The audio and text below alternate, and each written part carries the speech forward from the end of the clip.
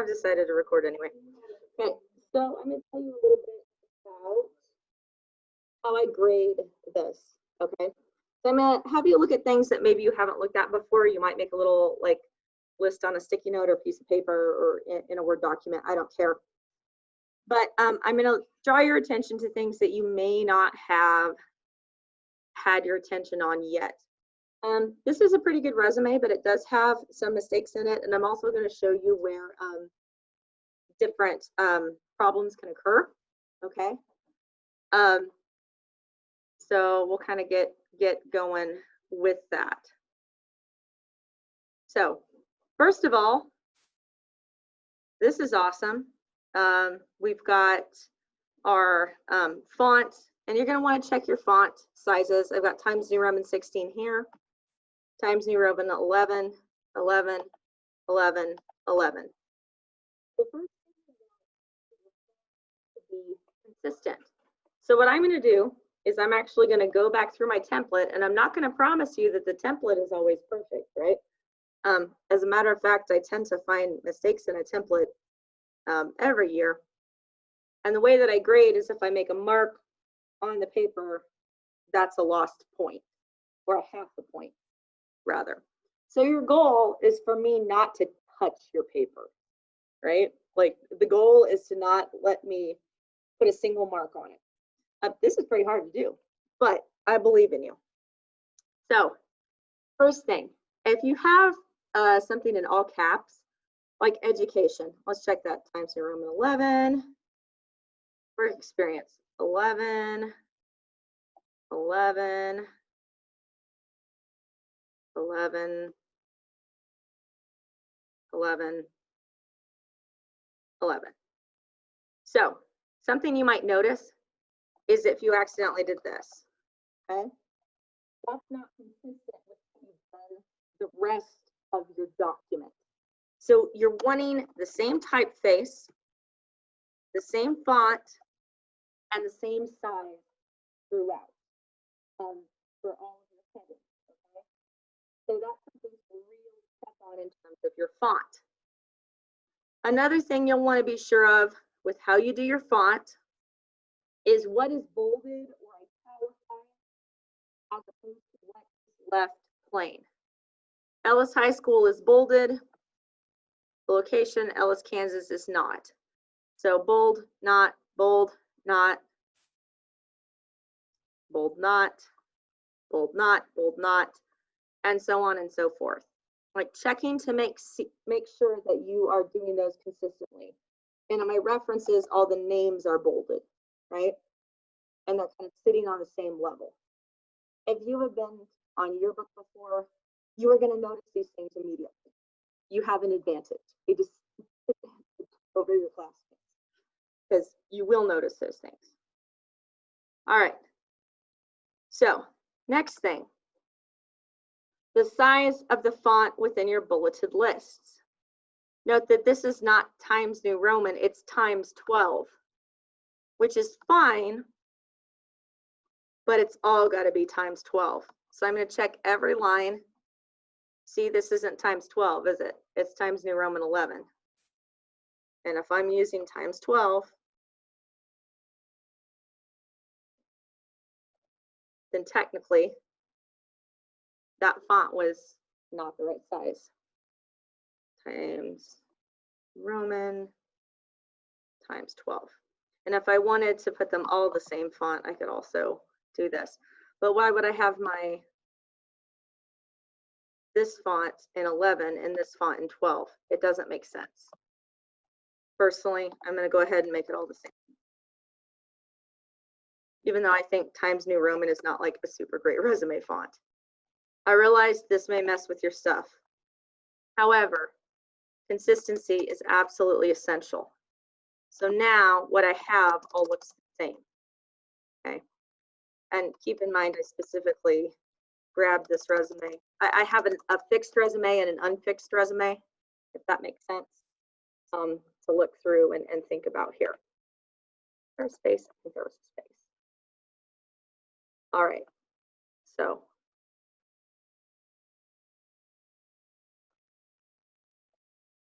I like 12 better here. So I guess that means I'm kind of doing my whole thing in 12.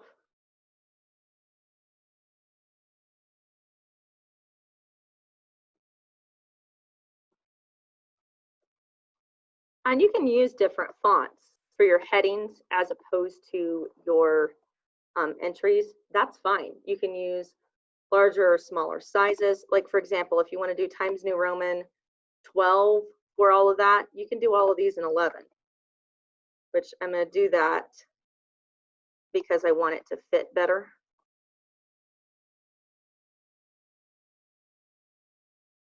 You're going to see this is one of the biggest things that you're going to have to mess with.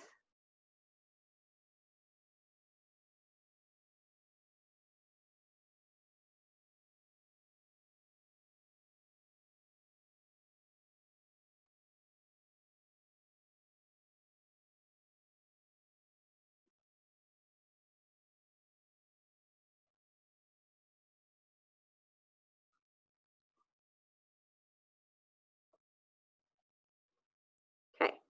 You may find yourself having to move things. You may find yourself having to move dates.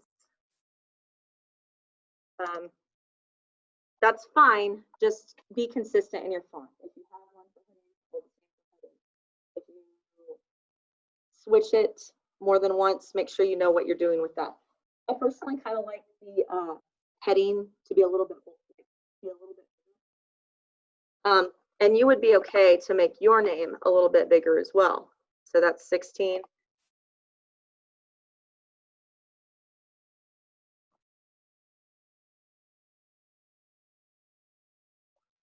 Okay.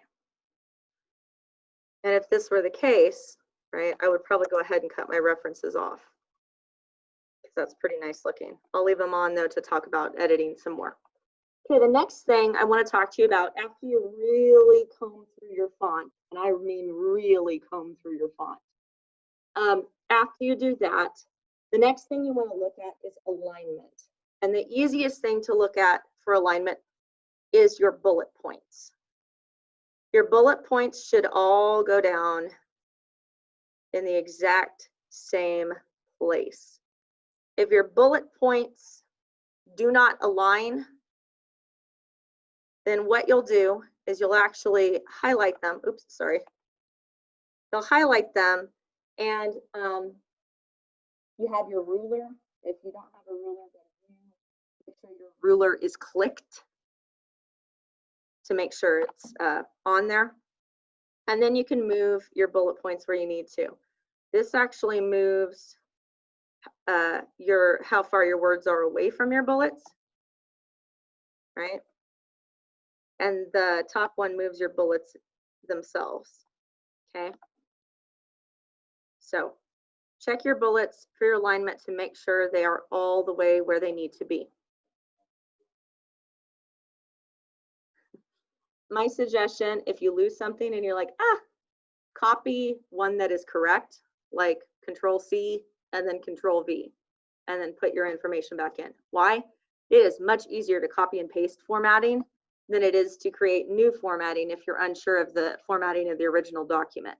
Make sense? So like copy and pasting is really your best friend here. So the next thing on alignment besides bullets, okay, is I have everything left aligned and everything right aligned. I suggest you right align all of your dates if they are right aligned. If they're not, if they're say, some of you have a format where they're underneath another point, that's awesome. Just make sure it's the same subject. So if you're doing work experience and your heading is work experience, if you put the place first, which I recommend, it should be place and then position, place, position, place, position. You should be able to read it in the same way. And like I said, that alignment really needs to go around. Make sure your dates are most recent to least recent, as always. And if they're not, you can do this. Just highlight it, grab it, and shift it. Okay? So we call that drag and drop. And drag and drop is super useful.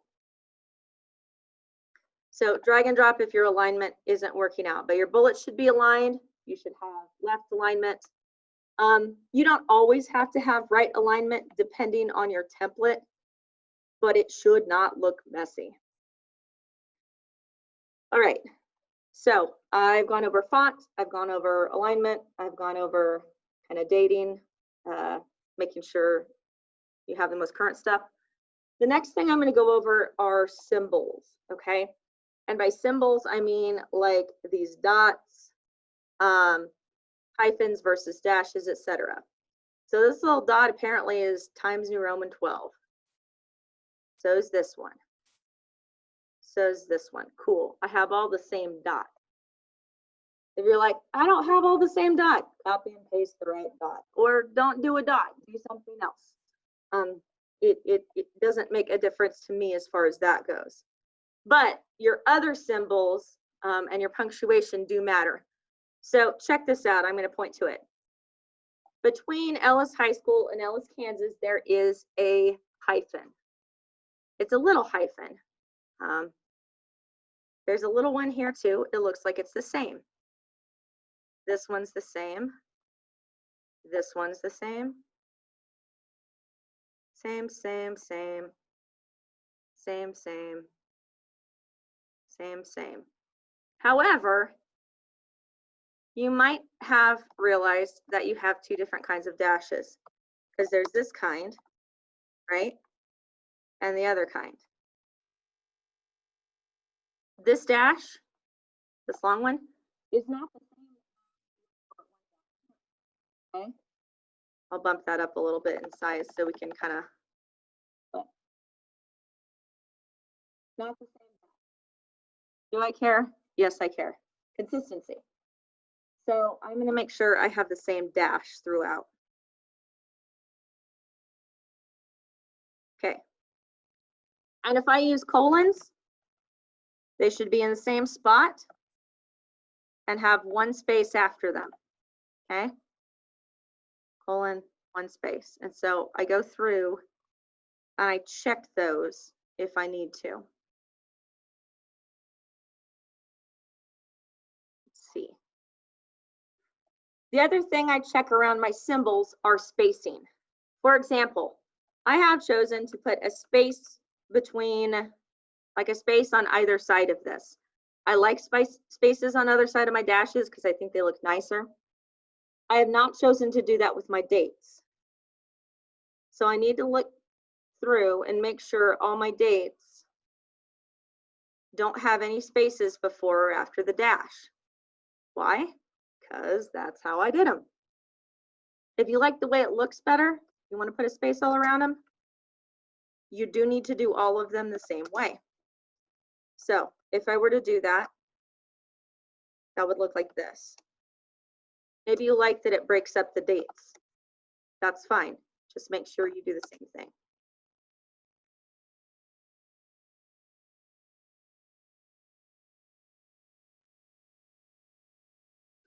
And if your date starts going over, just backspace until it's in the right spot.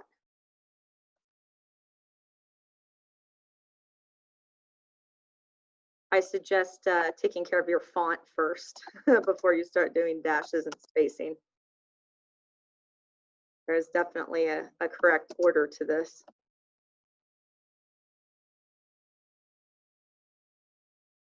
And again, if you have a different template than mine, which is fine, you're making sure that the spacing is consistent on there too. Yeah, I like it better with a space, I've decided. So I would go through and I would fix that and mess with that. Okay, awesome.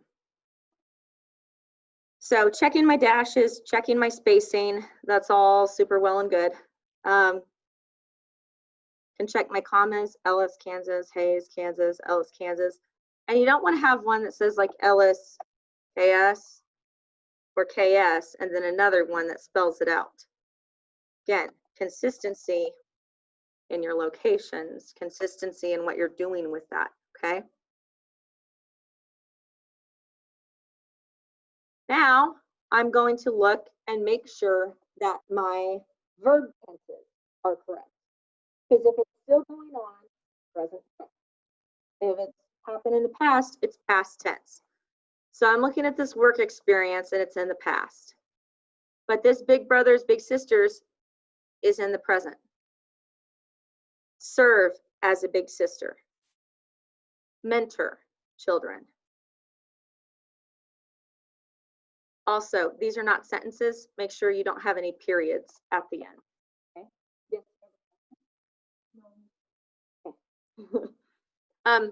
Resumes are not written in complete sentences so much as they are more like phrasing to help you get to the point. So that means you need to avoid putting periods at the end of them. I mean, I'm not going to be super upset if you do that every time. But again, they're not sentences. This is technical writing, right? It's not an essay. So serve, facilitate. Okay, all the rest of these are past.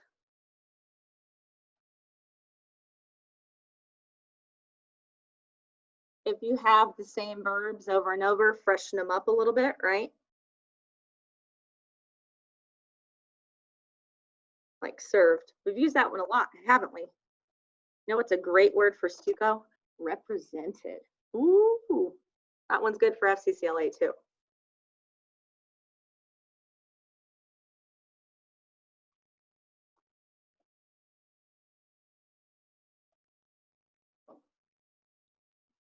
And anytime you can take words out is a wonderful thing. Resumes don't need fluff. They need to get to the point. I personally don't love these for your member, to your member, because they don't necessarily say what you actually did, okay? So if I were going to change that, I might say, especially because they're still doing it.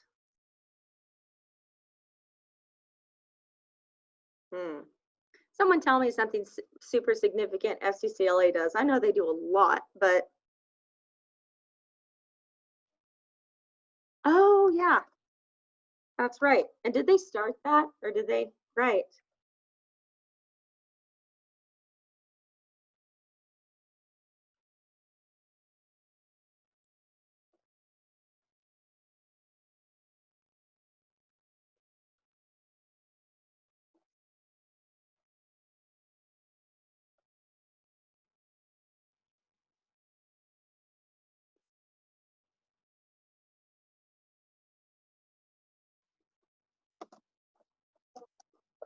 Yes.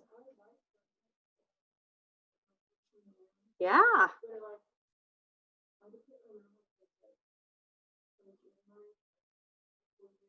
Oh, like when you were elected? I'm pretty sure they elect in the fall.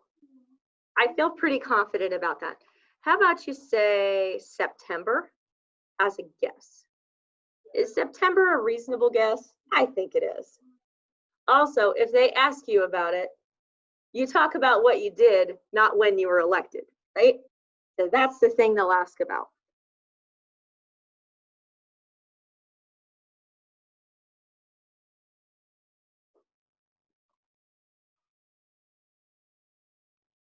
I'm just trying to think of a generalized way of putting like FCCLA stuff. They do a lot.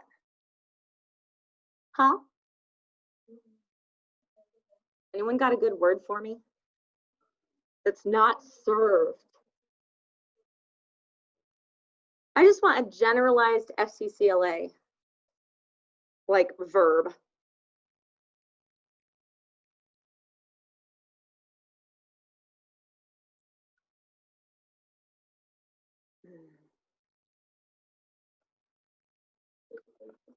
I don't like participated because it seems like less active. I think work even maybe. Huh? Yeah.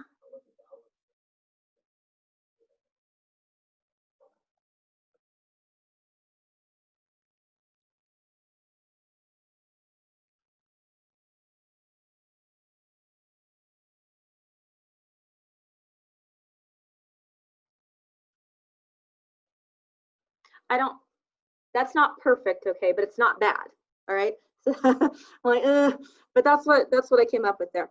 I just didn't like that. Let's just say this is in the present, and then these two are in the past, right? Like initiated means it already happened, right? You know, already did that in the past, and they've invited speakers to the school. Same with journalism and yearbook. I would say like this to-your member thing is not nearly as significant as write, edit, report, and photograph student activity at Ellis High School, right? Like that is way more active, right? Like we do stuff. I'm not just a to-your member. We do stuff, right? So yeah, like those are things to really look at and consider. So when I do that, it pushes my references to the next page, which is great because then my activities got a nice boost, okay? So going through and cleaning up your verbs is one of the best things you can do. If you're like, oh crap, I'm just one line over, this is terrible, combine something. So check this out. GPA and ACT, they're like kind of related-ish, right? Put a semicolon between them or a little tab. Still readable? Yeah. Still working? Yeah. I'm a semicolon person, so I'd probably be more likely to do that. But yeah, if you're like, oh man, I'm running out of space, do that. Speaking of spaces, that's the last thing you want to look at, okay? Spacing. In this, there is no space between my heading and Ellis High School. Let me make sure there's no space between my heading and the rest of them, so I've done them all the same. Okay. Then I've put a space between each of my entries. You may not have room to do that. Now, I will say if you can put spaces in, it really, really, really gives nice separation so they can read all the entries. And if you're like, oh man, this is going to send me to 2 pages. Okay, great, do it. If you're like, oh man, all of this has gotten me to 1.5 pages, go ahead and put your spacing in. But don't put a bunch of extra spacing. Like once you start doing this, it starts to not be very realistic. You know what I mean? Like once you start adding extra spacing, it starts looking funny. And I think this looks funny. I don't like it. It's not aesthetically pleasing. Yearbook ladies, would you agree with that? Too much space, right? 1 to rest people's eye. That's enough. So I'm putting 1 between them and 1 after. Oh, look, I don't have any between them here.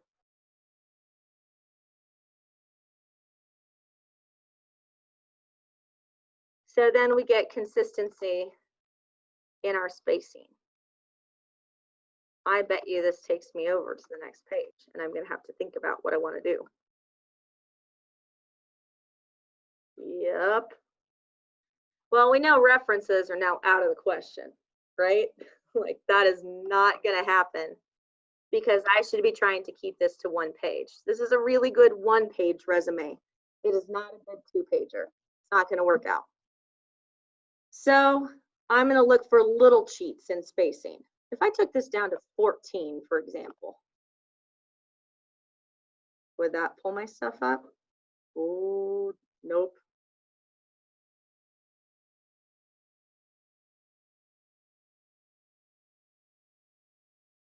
If I took my font down to 11 and made it the same size as the rest of my font, if I made my heading the same size, what would that do?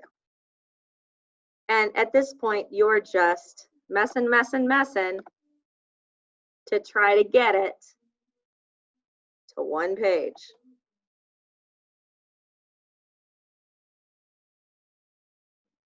It's so close. Did I do it? Did I do it? Did I do it? Nope. That pin it forward award is like just hanging on there like a hangnail.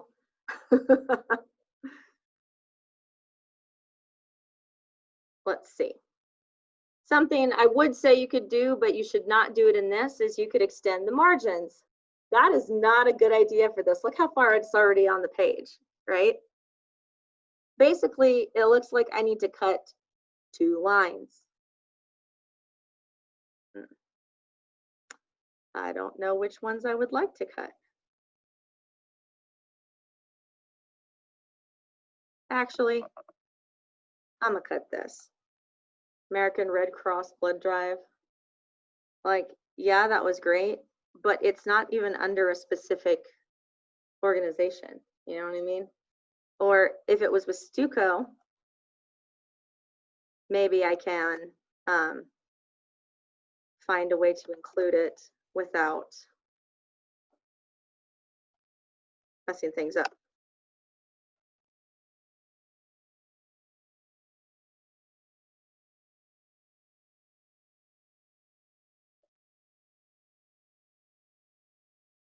Oop, don't capitalize volunteer.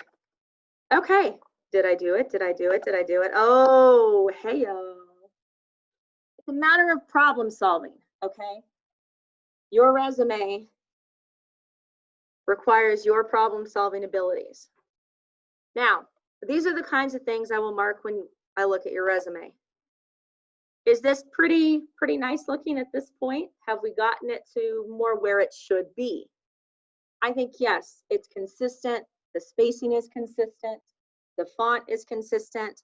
And it still has everything I want on there to highlight about myself. If you are struggling between wanting it to be 1 page or 2 pages, talk to me, and I will help you with formatting. If Microsoft Word or your template are just not playing nicely with you, then we can talk and hopefully I will help with that. Well, at that point, it's a CV, right? A curriculum vitae. A curriculum vitae includes everything you've ever done. A resume includes the relevant things that you've done. So Dangy Hansen, for example, asks for your activities, for your coursework, your academics. What do you mean your whole resume? Yes, yes. Yes, absolutely. The only difference between Dangy and like say other things is that they ask for like a list of all your courses. Other people aren't going to necessarily need that, but they do. They want to know what kind of challenge you're presenting to yourself. You know what I mean? Like that's why they ask for it up front. I used to not include that because I thought I was like, nobody puts that on a resume. That's not resume material. But that is literally what the foundation specifically wants when you apply. So, you know, had to shift a little bit. Any other questions? Mm-hmm.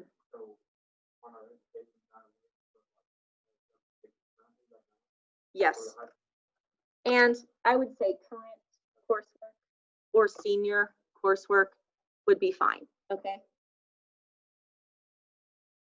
And you can also add classes you will take. Oops.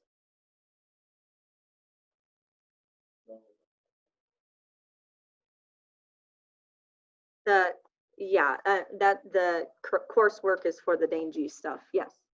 And that's both the career and technical and the leadership scholarship. So no other scholarships, no other jobs, no other anything ask for this, Joey. So you should know this. They also don't necessarily care about your GPA and ACT unless you deem it relevant to tell them, right?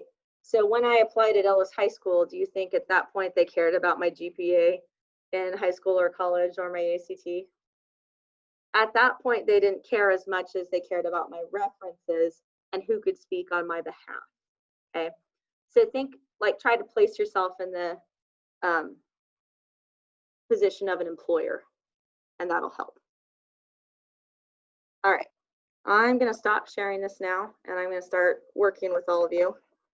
I'm gonna ask for questions real quick. Of course, honestly, I use my phone all the time when I'm making resumes. All right, boys, can I do anything for you?